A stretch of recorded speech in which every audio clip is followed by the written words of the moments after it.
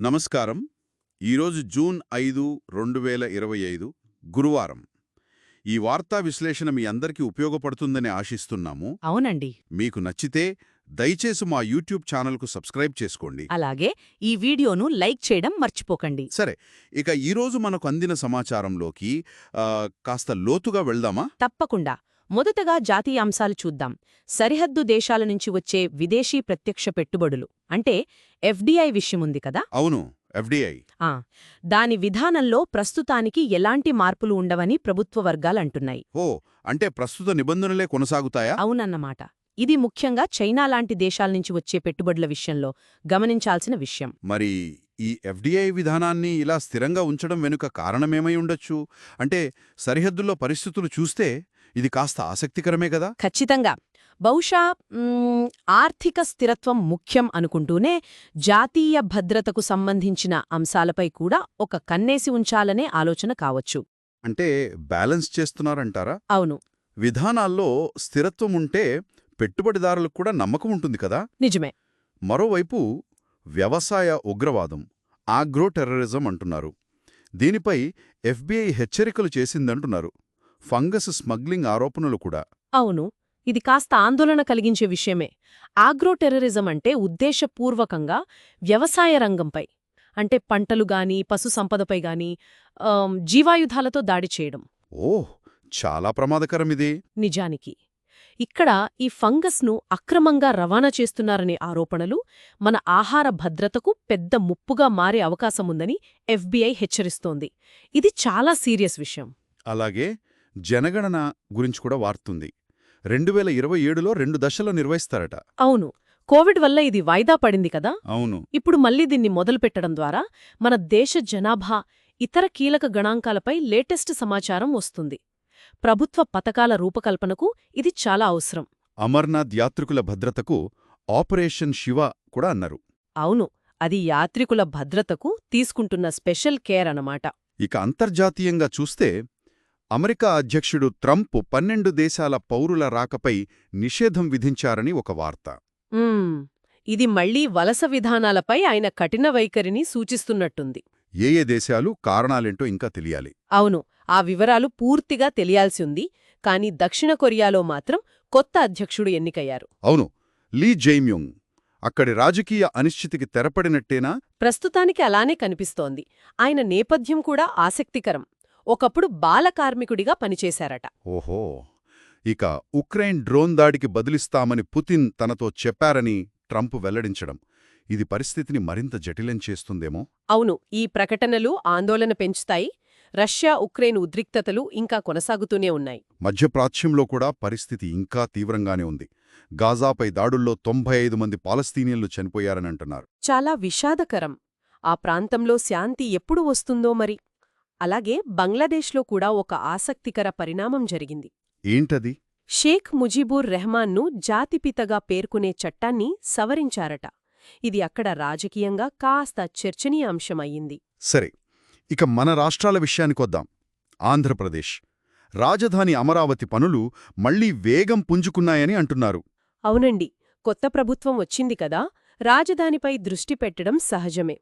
కక్ష సాధింపులుండవని, చట్టం తన పని తాను చేసుకోపోతుందని ముఖ్యమంత్రి చంద్రబాబు నాయుడుగారు హామీ ఇచ్చారని కూడా తెలిసింది.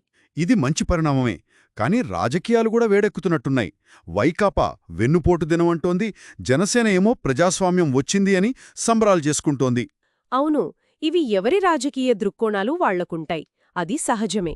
విద్యా టెక్నాలజీ వైపు చూస్తే మెగా డిఎస్సి పరీక్షకు నిమిషం ఆలస్యమైన నో ఎంట్రీ అని అధికారులు చాలా స్ట్రిక్ట్గా చెప్పారట. అవును. సమయపాలన ముఖ్యం కదా. అలాగే విజయవాడ పోలీసులు నేర పరిశోధనలో ఆర్టిఫిషియల్ ఇంటెలిజెన్స్ అంటే ఏఐ వాడకంపై దృష్టి పెట్టారని ఇంకో వార్త. అది ఎలా ఉపయోగపడుతుంది? ఏఐని క్రైమ్ ప్యాటర్న్స్ అనలైజ్ చేయడానికి, అనుమానితులను గుర్తించడానికి అంటే ఫేషియల్ రికగ్నిషన్ లాంటి టెక్నాలజీతో సైబర్ క్రైమ్స్ని అరికట్టడానికి ఇలా చాలా రకాలుగా వాడొచ్చు. అంటే పోలీసుల పనితీరు మెరుగుపడుతోందన్నమాట. ఖచ్చితంగా. వాళ్ల సామర్థ్యాన్ని పెంచే ప్రయత్నమిది.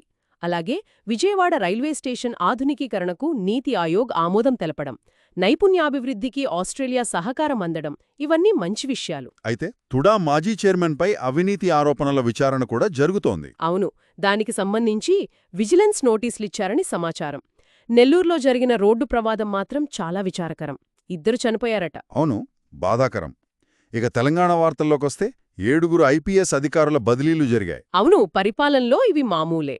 జూన్ 18 నుంచి టీజీటెట్ పరీక్షలు కూడా ఉన్నాయి. ఉపాధ్యాయ అభ్యర్థులకు ఇది ముఖ్యమైన అప్డేట్. గద్వాలాలో ఇథనాల్ పరిశ్రమపై స్థానికుల ఆందోళనలు మాత్రం ఇంకా కొనసాగుతున్నాయట. ఆహా, ఇష్యూ ఇంకా నడుస్తుందా? అవును, ఇలాంటి ప్రాజెక్టుల విషయంలో పర్యావరణ ఆందోళనలు, స్థానిక ప్రజల అభిప్రాయాలకు ప్రాధాన్యత ఇవ్వడం చాలా ముఖ్యం. ఆ రెండింటి మధ్య సమతుల్యత సాధించాలి. నిజమే. వైద్య రంగంలో ఒక ఇంట్రెస్టింగ్ న్యూస్ ఉంది. దేశంలోనే తొలిసారిగా ఆగ్యుమెంటెడ్ రియాలిటీ ఏఆర్ ఆధారిత వైద్య పరీక్షలు హైదరాబాద్లోని కిమ్స్ సన్షైన్ ఆస్పత్రి అందుబాటులోకి తెచ్చిందట. ఈ ఏఆర్ అంటే ఏంటసలు? ఆగ్యుమెంటెడ్ రియాలిటీ అంటే ఇప్పుడు మనం చూస్తున్న వాస్తవ ప్రపంచ దృశ్యానికి కంప్యూటర్ ద్వారా అదనపు సమాచారాన్ని జోడించడమన్నమాట. ఓ, అంటే వర్చువల్గానా? కొంతవరకు. ఉదాహరణకు ఒక సర్జరీ జరుగుతుందనుకోండి. డాక్టర్కి రోగి శరీరంలోని అంతర్గత భాగాల 3D ఇమేజ్ను వాళ్లు చూస్తున్న దృశ్యంపైనే కనిపించేలా చేయడం. అద్భుతం. దీనివల్ల ఉపయోగం? రోగ నిర్ధారణలో అలాగే చికిత్సలో ఖచ్చితత్వం పెరుగుతుంది. ఇది వైద్యరంగంలో నిజంగా ఒక ముందడుగు. చాలా బావుంది. మరోవైపు మీర్పేటకు చెందిన ఒక యువకుడు సౌతాఫ్రికాలో మరణించడం బాధాకరం. అవునండి, విచారకరం. సరే, ఇక మార్కెట్ల విషయానికొస్తే 3 రోజుల నష్టాల తర్వాత సూచీలు లాభపడ్డాయట. అవును, కాస్త ఊరట లభించింది. ముఖ్యంగా రిలయన్స్, హెచ్డిఎఫ్సి బ్యాంక్ షేర్లలో కొనుగోళ్లు బాగా జరిగాయని సమాచారం. అంతర్జాతీయంగా కూడా ఒక పెద్ద మార్పు జరిగిందంటున్నారు. అవును, టెక్నాలజీ రంగంలో ఆర్టిఫిషియల్ ఇంటెలిజెన్స్ చిప్ల తయారీ సంస్థ ఎన్విడియా మైక్రోసాఫ్ట్ను దాటేసి ప్రపంచంలోనే అత్యంత విలువైన కంపెనీగా మారింది. మైక్రోసాఫ్ట్ని దాటేసిందా? అవును, ఇది ఏఐ టెక్నాలజీ ఎంత వేగంగా విస్తరిస్తుందో చూపిస్తోంది. అలాగే అదానీ ఎయిర్పోర్ట్స్కు కూడా అంతర్జాతీయ బ్యాంకుల నుంచి పెద్ద మొత్తంలో, అంటే దాదాపు రూ. 6,400 కోట్ల రుణాలు లభించడం కూడా గమనించాల్సిన విషయం. బంగారం, వెండి ధరల మాటేంటి? పెద్దగా మార్పులేవా? వాటి నిర్దిష్ట ధరల వివరాలు ప్రస్తుతానికి మన దగ్గర లేవు, కానీ మార్కెట్ వర్గాల ద్వారా తెలుసుకోవచ్చు. పెద్ద మార్పులేమీ లేవనే అనిపిస్తోంది. సరే, ఇక చివరిగా క్రీడల్లోకొస్తే ఇది చాలా బాధాకరమైన వార్త. ఐపీఎల్ 2025లో ఆర్సీబీ గెలిచిన తర్వాత బెంగుళూరులో జరిగిన సంబరాల్లో తొక్కిసలాట జరిగి 11 మంది మరణించారని వార్తలొస్తున్నాయి. అత్యంత విషాదకరం నిజంగా. విజయం తెచ్చిన ఆనందం ఇలాంటి దుర్ఘటనతో ముగియడం ఊహించలేంది. ఆర్సీబీ యాజమాన్యం, విరాట్ కోహ్లీ కూడా తీవ్ర విచారం వ్యక్తం చేశారు. అవును, ఇంతటి విషాదం మధ్య కొన్ని మంచి వార్తలు కూడా ఉన్నాయి. క్రికెటర్ కుల్దీప్ యాదవ్కు నిశ్చితార్థం జరిగిందట. అవును, శుభవార్తే. అలాగే చెస్లో అర్జునిరేషి, ఆర్చరీలో మన భారత మహిళల కాంపౌండ్ జట్టు కూడా విజయాలు సాధించారు. అవును, క్రీడల్లో గెలుపోటములు, సంతోష విషాదాలు అన్నీ ఉంటాయి. కాని ఈ బెంగళూరు ఘటన ఒక విషయాన్ని మాత్రం మనందరికీ స్పష్టంగా గుర్తుచేస్తోంది. ఏంటది? విజయోత్సాహంలో, ముఖ్యంగా ఇంత పెద్ద సంఖ్యలో జనం గుమిగూడినప్పుడు వ్యక్తిగత భద్రత, సంయమనం ఎంత అవసరమో మనం గుర్తించాలి. సంబరాలు చేసుకోవడంలో తప్పులేదు, కానీ అవి విషాదాలుగా మారకుండా చూసుకోవాల్సిన బాధ్యత అందరిపైన ఉంటుంది. మీరు చెప్పింది నిజం. ఈ ఆలోచనతో ఇవాల్టికి ముగిద్దామంటారా? అలాగే, రేపటి వార్తా విశేషాలతో మళ్ళీ కలుద్దాం. సెలవు.